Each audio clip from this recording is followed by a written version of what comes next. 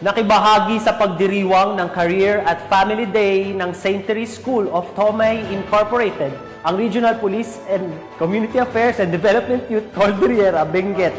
Ang kabuuan ng balita mula kay Police Staff Sergeant Lini Bulanday. Nagbahagi ang Regional Police Community Affairs and Development Unit Cordillera sa pagdiriwang ng Career at Family Day na ginanap sa St. Therese School of Tomay Incorporated sa Barangay Tumay, Latidad, Benguet nito lamang ika-4 ng Mayo taong kasalukuyan.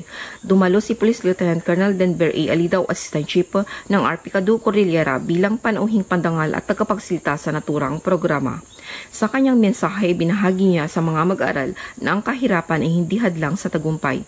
Bigyan ng diin ang pagsisikap sa pag-aaral upang makamit ang isang matagumpay na karera sa buhay. Ang Career Day ay tungkol sa pagtulong sa mga bata sa pagpili sa mga maraming kurso o sa karera at kung ano ang kinakailangan upang maging matagumpay sa iba't ibang propesyon.